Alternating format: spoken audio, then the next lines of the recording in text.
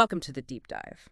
Today, we're tackling something we all see constantly, the glow of screens. Everywhere, right? Phones, computers, laptops. Even those little screens on our wrists now. And what we really want to get into today is, well, how does all this constant connection actually affect us? Yeah, and importantly, what can we maybe do about it? Exactly. Which brings us to this idea of digital detox. Now, when we say detox, don't immediately think like locking your phone in a safe for a month. No, it's more about taking intentional breaks, Mm. especially from phones, social media, the stuff that really pulls us in. And as we unpack this, we'll be touching on some key vocabulary, words you hear a lot in this space. Words like distraction, addiction in the tech sense, screen time, obviously, and this bigger idea of digital well-being. We'll also look at how we naturally compare things, using words like more distracting or maybe the most addictive app, those grammar bits. Comparatives and superlatives, yeah. Useful tools. And here's a little something for you listening right now to think about. When was the last time you spent a full day, like 24 hours, completely without your phone? How did that actually feel? Try and remember. Because this isn't just us talking at you. We want you to think alongside us, reflect on your own habits as we go. Definitely. So let's start with the basics then. What exactly is a digital detox? Okay, so drilling down a bit. Go. It's basically a set period where you consciously step back from digital devices. Right. Could be your phone. Could be social media, maybe streaming services, even for just a little while. Could be a few hours, maybe a whole day, maybe longer for some people. Well, the why behind it is pretty logical, isn't it? Our brains are just constantly bombarded. Yeah, information, pings, notifications, it's nonstop. A detox is like hitting pause, giving your brain and body a chance to reset. And think about this stat. The average person apparently picks up their phone well over 100 times a day. Wow, over 100 times. Yeah, and each time it's like a tiny interruption pulling your focus away. It really adds up. Which leads us perfectly into that key vocabulary. Let's start with distraction. What does that really mean in this digital world? Okay, so a distraction is, well, anything that pulls your attention away from what you meant to be doing. Right, like you're trying to write an email. And ping, a notification pops up for Instagram. Yeah. Your focus is gone just like that. That notification is the distraction. Makes sense. Okay, next word. Addiction. Now that's a strong word. How does it apply here? It is a strong word, Yeah. and yeah, there's debate. But in this context, digital addiction refers to that feeling, that compulsion, where you feel you can't stop using tech, maybe your phone or a specific app. Even when you know it's causing problems. Exactly. Even when you're aware it's negatively impacting sleep or work or relationships, it's that lack of control. Got it. Okay, what about screen time? Seems straightforward, but It pretty much is. Screen time is just the total amount of time you spend looking at a digital screen in a day. phone, computer, tablet, TV. Yep, all of it combined. It's just a measure, a quantity. Okay, and we mentioned them before, notifications, those little alerts. Notifications. There's the sounds, the buzzes, the little red bubbles, all designed to grab your attention immediately. Look at me! Something new happened. Precisely. And they can kind of train our brains to constantly seek out those little hits of new information. Right. Okay, last one for this section. Digital well-being. Hearing this term more and more. Yeah, it's becoming a big focus. Digital well-being is basically your overall mental and physical health, specifically in relation to how you use technology. So it's about finding a healthy relationship with tech. Exactly. Finding a balance where technology serves you, enhances your life, instead of, detracting from it or causing stress. Okay, those are definitely key ideas. And speaking of our own habits, maybe let's turn that question back to you, the listener. Yeah, take a second. How much time, roughly, do you think you spent looking at screens yesterday? Just be honest with yourself. No judgment here. And what about this morning? What was the very first app you opened? Instinctively. That first reflex can tell you a lot, actually. And try to picture where those screen hours went yesterday. Was it mostly social media, emails, watching videos, news? Just becoming aware is a huge first step. So building on that awareness, here's a little challenge for you today, if you're up for it. Just 1 hour.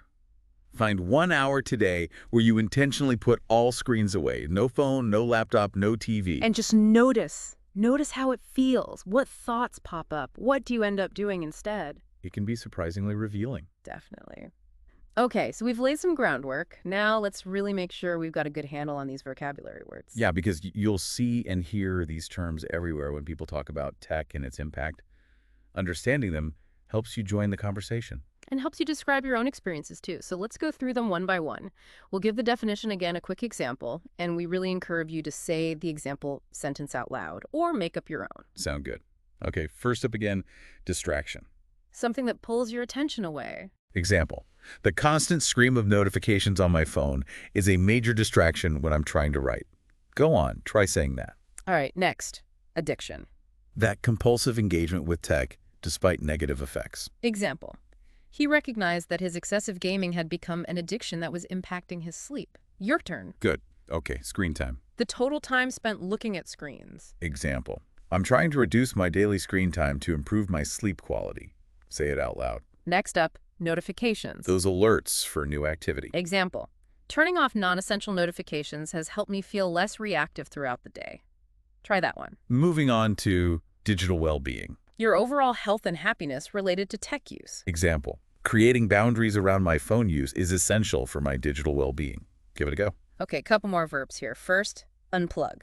To unplug means intentionally disconnecting from devices. Example, every Saturday morning, I make an effort to unplug and enjoy the quiet. Your turn to say it. Next, the verb focus. To direct your attention to one thing. Example, a quiet environment significantly improves my ability to focus on complex tasks. Say that back. And lastly, disconnect. To detach, especially from the online world. Example, spending time in nature helps me disconnect from the pressures of online life. Try repeating that. Great job. Hearing yourself say these words really helps lock them in. Absolutely. Now, let's hear how these words might pop up in just a normal chat. We've got a few quick dialogues. Okay, dialogue 1. You seem a little preoccupied today. Yeah, I was up way too late scrolling through social media again. I think I might be developing a real addiction to it. Relatable. Okay, dialogue 2. I've finally taken the plunge and disabled most of the app notifications on my phone. Oh, really? Has that actually made a difference to your day? It's been remarkable. I can actually focus on my work without constant interruptions. Nice. And dialogue 3. I'm trying to make it a regular habit to unplug for at least an hour before bed each night. That sounds like a great strategy for improving your digital well-being. See how they fit in. Using these words will definitely make your own conversations about tech feel more, well, fluent. Totally. Okay, let's shift gears slightly now and look at some grammar that's super useful here. Right, grammar time, but don't worry, we'll keep it practical. Yeah. We're talking comparatives and superlatives. Sounds fancy, but it's just how we compare things, like saying one app is more fun than another, or this habit is the hardest to break. Exactly. So comparatives compare two things. You usually add to short adjective like quicker, or use the word more with longer ones like more distracting. For example, you might say, my phone is more distracting than my TV, comparing two items. And superlatives. They compare one thing to all others in a group, showing the extreme, the highest or lowest degree. Right. That's where you use est for short adjectives like quickest, or the most for longer ones like the most addictive. Like saying, for me, TikTok is the most addictive app, comparing it to all other apps you use. Let's focus on comparatives first, that or more. Okay, so another example. Watching short videos is often more entertaining than reading long articles, comparing two activities. Or texting is quicker than emailing, short adjective, so we add Now let's get you to repeat a couple. Try this one. My phone is more distracting than my laptop. And this one, social media is more addictive than gaming. Or maybe it's the other way around for you. Okay, now superlatives. Remember, this is the extreme, the most, or est. Like Instagram is the most addictive app for me. That personal superlative. Or the loudest notifications always seem to come from group chats. The most loud, basically. Okay, your turn to repeat a couple. Try. Instagram is the most addictive app for me. And the best time to unplug is probably at night. Good practice. Now quickly, a couple of common mistakes people make here. Yeah, easy slip-ups. One is the adjective form with more. Sometimes people say more distractive or more addicting. But the correct forms are more distracting and more addictive. Use that N form. Another common one is forgetting the with superlatives. Like saying TikTok is most addictive app. You need that the. TikTok is the most addictive app. That the signals it's the top one. Got it. Okay, time for you to practice making your own sentences. We'll give you a prompt, you fill in the blanks. Ready. First one. My phone is more than algae. Fill those blanks comparing your phone to something else. Next. The most app for me is, duh. What's the top app for you in some way? And one more. This habit is worse than a Bella. Compare a digital habit to another. Nice work. Using these correctly really helps you explain your tech experiences clearly. Okay, now we're moving into our listening challenge. We've got a story about someone facing digital burnout. Yeah, it's a story about a student named Anna, and it really brings together a lot of what we've been talking about. So just listen closely to Anna's experience. We'll ask a few questions afterwards to see what you picked up. Anna was, always seen as this super organized student, really on top of things. But lately something was off. Her grades, usually pretty high, started slipping. And she just felt tired all the time. Trying to focus in lectures or even just reading felt like wading through mud. She couldn't quite figure out why initially. Then one night, she actually checked her phone's screen time report. And she was shocked. The daily average was over 7 hours. 7 hours. Plus, she looked deeper and saw she was picking up her phone more than 150 times a day. Whoa. Yeah, it had become totally automatic. Scrolling while brushing her teeth, checking it, walking between classes. Any tiny moment of downtime, boom, the phone was out. It wasn't even conscious anymore. Then one Monday, she was running late for a big lecture, rushed out the door. And halfway to campus, that sinking feeling she'd forgotten her phone. Her first reaction was like low-key panic, felt weirdly naked without it. But as the day went on, something shifted. She felt calmer. In the lecture, she was actually listening, not fighting the urge to check her phone. She absorbed more. Walking across campus later, she noticed stuff color the leaves, bits of conversation nearby, things she normally zoned out. She even chatted briefly with a classmate she usually just nodded at. She felt really there, present. That night, she wrote in her journal something like, "My mind felt clear today, really clear, for the first time in ages." Now, that one day wasn't magic, right? It didn't solve everything instantly. No, but it was a catalyst, a wake-up call. She didn't ditch her phone completely. But she started using it differently, more intentionally. She set time limits on certain apps, turned off most notifications, the non-essential ones anyway. And she started scheduling specific phone-free times during her week, even just an hour here and there. And slowly, things changed. Her focus came back, her grades improved. And maybe most importantly, she felt more in control, less like the phone was running her life. Okay, so that's Anna's story. Let's pause and think about it. We got a few questions for you. First, what were the main things causing Anna to feel so overwhelmed and lose focus? Second, what was her experience like on that day she accidentally left her phone at home? What did she notice? And third, after that day, what specific changes did Anna make to her tech habits? Take a moment, think about it, maybe say your answers out loud, or jot them down. And feel free to rewind, listen to the story again if you need to. Sometimes hearing it twice helps. Yeah, personal stories like Anna's can really make us think about our own patterns. Definitely. Okay, now let's shift from Anna's story to something maybe even more common, just two friends chatting about their tech use. Right, a little role play. Yeah. This is how these conversations might actually sound using the vocabulary and grammar we've covered. So listen to this chat between, let's call them Max and Sarah. Then we'll pull out some useful phrases. Expert speaker, as Max. Hey, Sarah. You seem a little out of sorts lately. Everything okay? Host speaker, as Sarah. Oh, hi, Max. Yeah, I've just been feeling really overwhelmed lately, I've actually been seriously considering taking a break from all social media for a while. Expert speaker, as Max, I totally get that. I actually deleted Instagram from my phone for a whole month last year, and honestly, it made a huge difference in my stress levels. Host speaker, as Sarah. Really. I just feel like I spend so much time just mindlessly scrolling through everything. It's become such a bad habit, and I know it's not good for me. Expert speaker, as Max. Have you ever thought about just turning off all those constant notifications from your apps? That helped me a lot initially. Host speaker, as Sarah. I haven't fully committed to that yet. I still find myself checking my phone probably dozens of times a day without even realizing I'm doing it. Expert speaker, as Max. I used to be the same way, but now I use that focus mode setting on my phone. It basically blocks certain distracting apps while I'm trying to get work done. Host speaker, as Sarah. That actually sounds really interesting and potentially super helpful. I might have to look into how to set that up. Expert speaker, as Max. Honestly, even just making a conscious effort to be completely offline for 1 hour each evening makes a surprisingly big difference in how relaxed I feel before bed. Host speaker, As Sarah. Yeah. Maybe I'll start with some smaller steps, like making a rule that I don't touch my phone for the last hour before I go to sleep. Expert speaker as Max. That sounds like a fantastic and very manageable first step. Okay, did you catch some of those key phrases in there? Let's highlight a few useful ones you could use. And again, we really encourage you to repeat these out loud after us.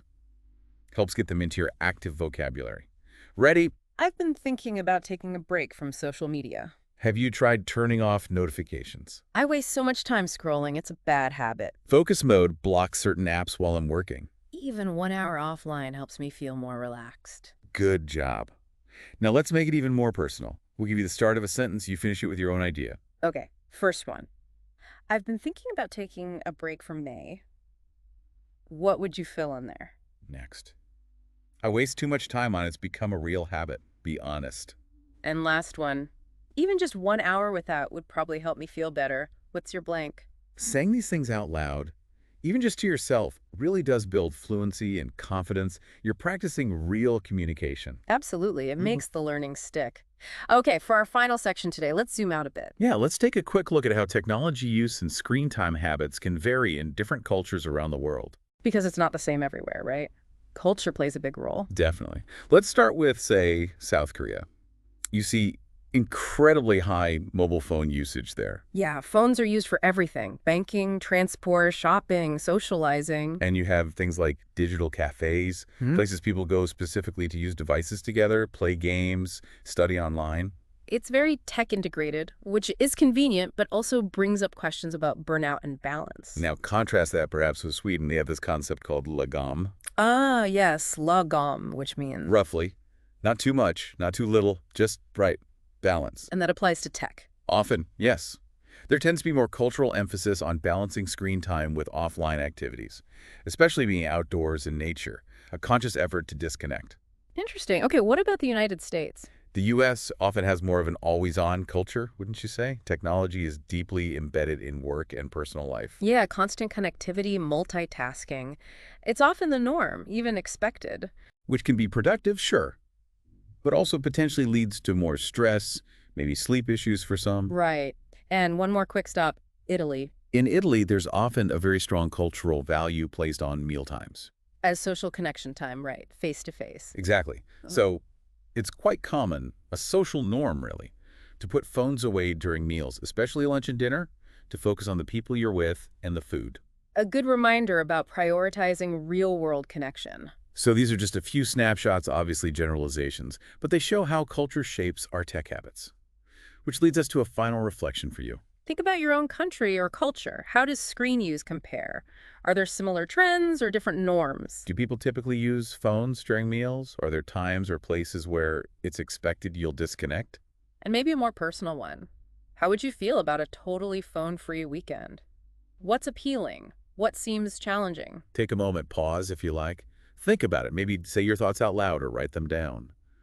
Comparing cultures can give us perspective on our own habits.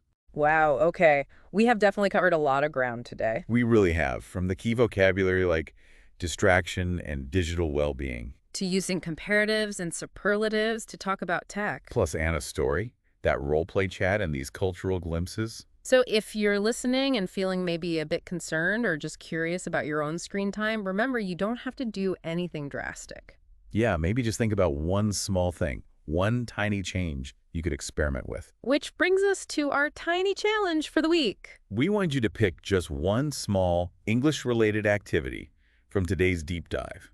Just one. And commit to doing it for only 5 minutes each day this week. That's it, 5 minutes. So maybe you spend 5 minutes reflecting on your screen time in English, or you practice repeating some of those vocabulary phrases out loud. Or maybe you try writing one comparative and one superlative sentence about your apps each day. Whatever feels small and doable. The goal is to make it feel easy. Part of your routine, not another big chore. Learning should feel achievable, right? Absolutely. Well, thank you so much for joining us on this deep dive into digital detox and our complex relationship with screens. We really enjoyed exploring it, and next time we're going to continue this conversation, asking the bigger question, is technology truly taking over our lives? Ooh, provocative. We hope you'll join us for that next exploration.